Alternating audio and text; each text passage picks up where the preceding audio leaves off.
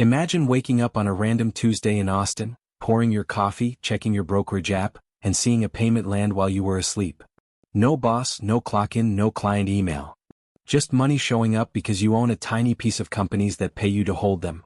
That's the dream a growing number of Americans are chasing, and today I'm going to show you exactly how much you'd need invested to live off dividends for the rest of your life in the US.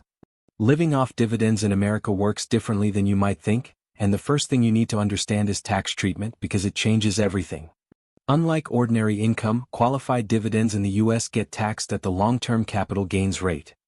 If you're single and your taxable income is under roughly $47,000, you pay zero federal tax on qualified dividends. Zero.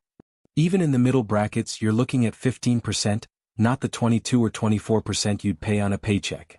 That's a massive structural advantage, and most people investing for income have no idea it exists. So let's start with the number that actually matters. How much income do you need to live comfortably?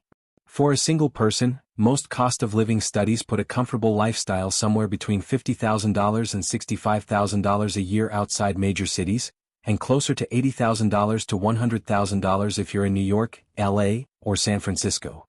A couple living modestly can get by on $65,000 to $75,000. And if you want the fuller version, travel, dining out, no second-guessing every purchase, you're realistically in six-figure territory. Now here's where it gets interesting. The average dividend yield on the S&P 500 sits at around 1.3 to 1.5% right now. That sounds tiny, and if you only bought the index for yield, it would be. But dividend-focused portfolios built around companies like Coca-Cola, Johnson & Johnson, Procter & Gamble, and the major dividend aristocrats typically yield between 2.5 and 4%. Go into higher-yield sectors like REITs, utilities, or dividend ETFs such as SHD or VYM, and you're looking at 3.5 to 4.5%.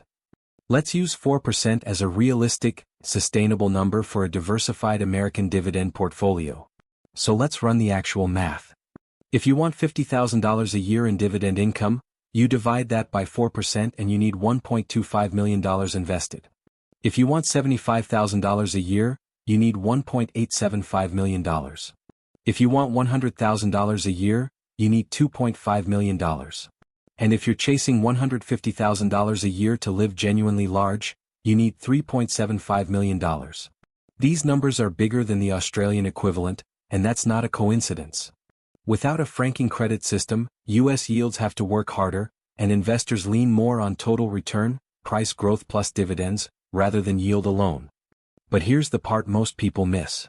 You don't need to save millions in cash sitting in a bank. You need consistent investing and time.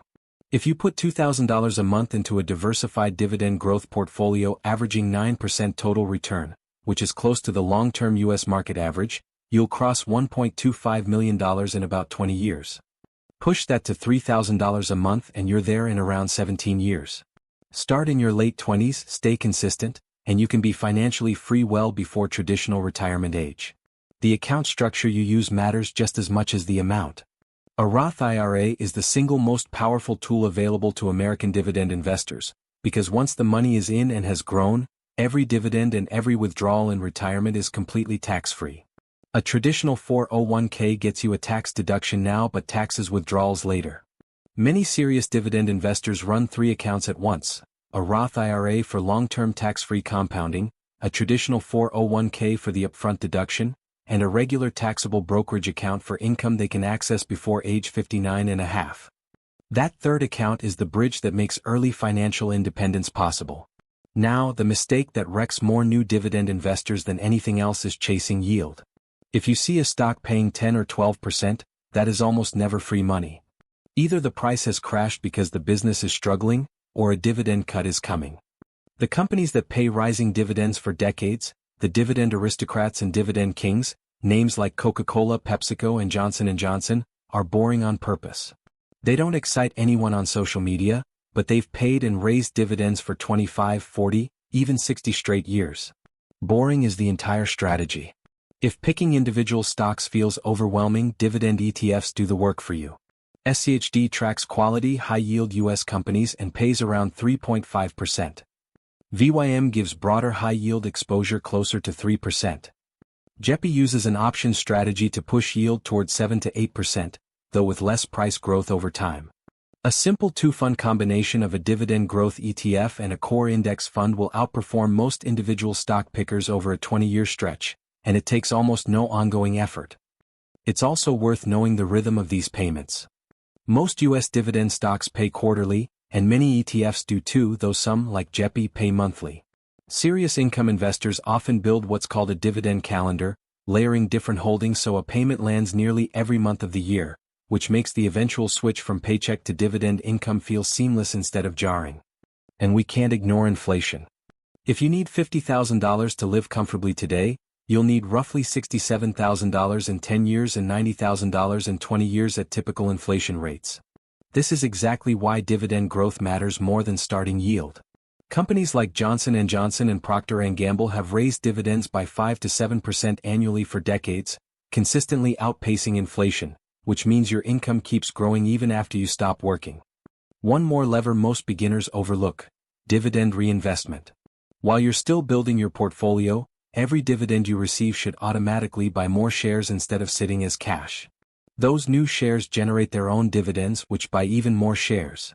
By the time you're ready to flip the switch from working income to living income, your portfolio is producing far more than it would have if you'd been pulling cash out along the way.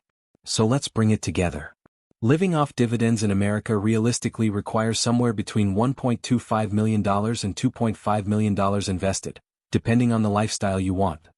You get there by investing consistently into quality dividend growth stocks and ETFs, using tax-advantaged accounts like Roth IRAs to shield your income, avoiding high-yield traps, and letting compounding run for as long as possible.